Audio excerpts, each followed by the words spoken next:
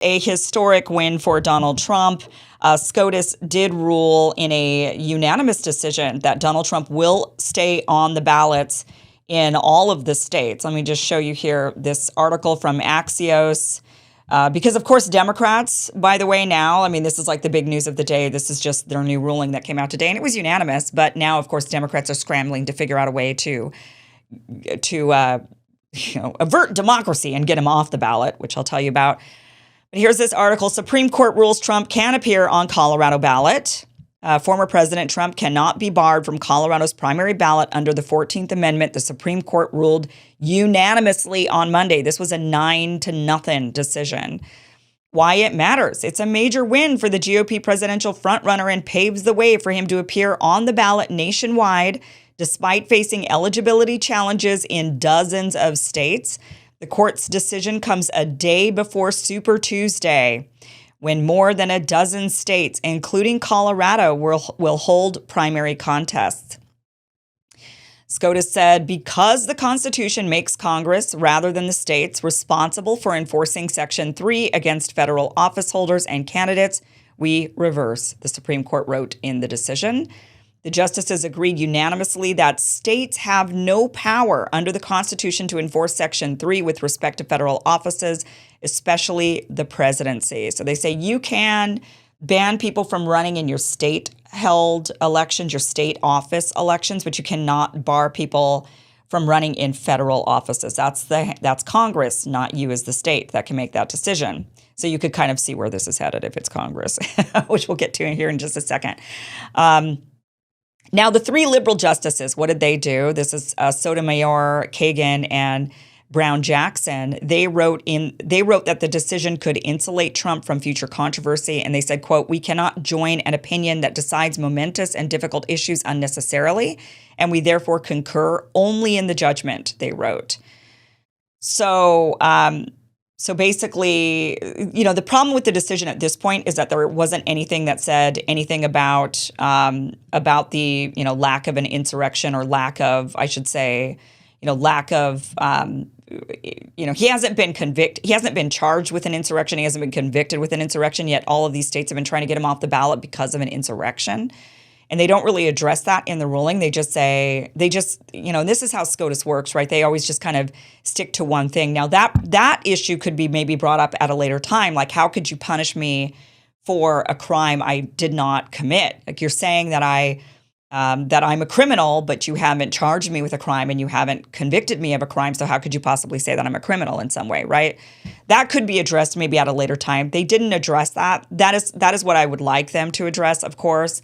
But what they addressed, I think, was important enough, and that is, what power do the states have when it comes to federal elections? Are they allowed to just, at their whim, remove a candidate? Or even if a person has been, it's really interesting because I suppose that this ruling would basically mean that even if, so let's say Trump had been charged and had been convicted of an insurrection, that the states themselves would still not be able to remove him from the ballot. It would have to be Congress that does it. And I think that's why SCOTUS ruled the way they did, which is they just dealt with the issue of, can a state ban a federal candidate? And they're saying, no, you don't have the power to do that, no matter the circumstances. So even if he's a criminal and guilty and has been convicted, you don't have the power to do that. That belongs to somebody else.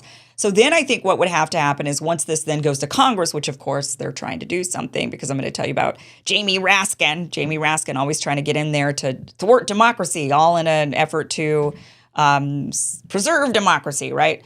Then it would be left to them. And maybe then let's say Congress succeeds, which I doubt they would, in barring Donald Trump, then the question would go to SCOTUS on, can you ban somebody who has not been charged or convicted of the crime? So I think that would be the order of how this is going to go. But let's talk about what the Democrats are doing to respond to SCOTUS allowing Trump to stay on the ballot. So here's the scoop. Top Democrat working on bill responding to Trump ballot ruling. A leading House Democrat is preparing legislation in response to Supreme Court's ruling on Monday that Colorado could not disqualify former President Trump from its state ballot, Axios has learned.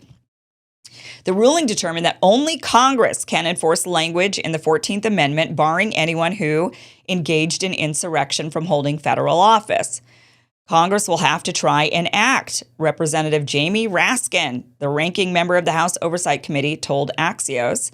Raskin, a former member of the January 6th Select Committee, said he's already crafting the bill, telling Axios, "I'm working on it today."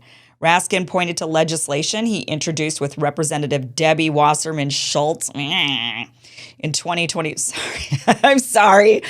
I should be classier. In 2022, creating a pathway for the Justice Department to sue to keep candidates off the ballot under the 14th Amendment. It says, we're going to revise it in light of the Supreme Court decision, Raskin said. Raskin suggested the bill would be paired with a resolution declaring January 6th an insurrection. So here we go. And that those involved engaged in insurrection. So, but of course, this is going to be stonewalled in the House because you've got a lot of Republicans who are not going to go for this, right? They're not going to go for this.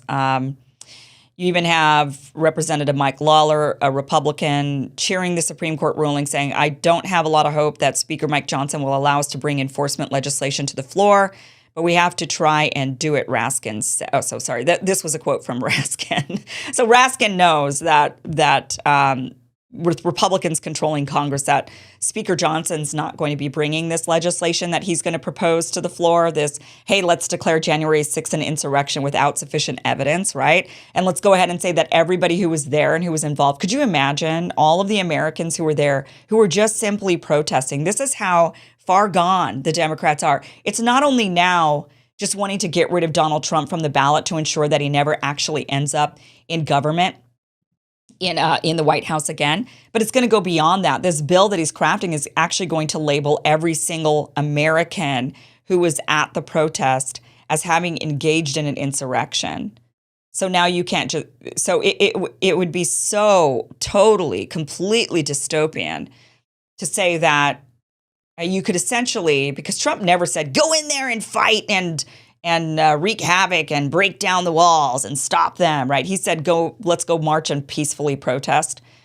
So if you can construe that into an insurrection, if they were to succeed, they're not going to succeed right now. But if Democrats were to take the House, this is very dangerous. And this is where Scotus just does what Scotus needs to do. And they basically said, look, this is Congress. Congress has to do this, not the states. They left it to Congress. The problem with Congress is that Congress is an ineffective branch of government, completely useless except when it comes to politicizing things. They love to politicize, and they love to, try to censor and now they want to label protesters insurrectionists, and they want to throw them all in jail for 25 years or longer. And this is where they are effective. They're effective at the politicization of our government, and that becomes really dangerous because then they could now. I mean, you already see the writing on the wall, right? You already see what they're going to do, which is every single time there's a protest, every single time anyone questions an election, they're going to be rushing to the floor to determine to declare whatever it is that they don't like as an insurrection, to ban people from being on the ballot. Now that they're given the power, I mean, I get it. Scotus did what Scotus did. It was a unanimous decision. They all agreed that this is the hands of Congress, but Congress is a branch of government we can't trust. I mean, that's what they've reeled themselves into. They're a useless branch of government, and beyond that, they're a branch of government we can't trust. What we can trust them to do is to just be at war with one another. So be prepared for this. Jamie Raskin's bill won't go anywhere. Fine.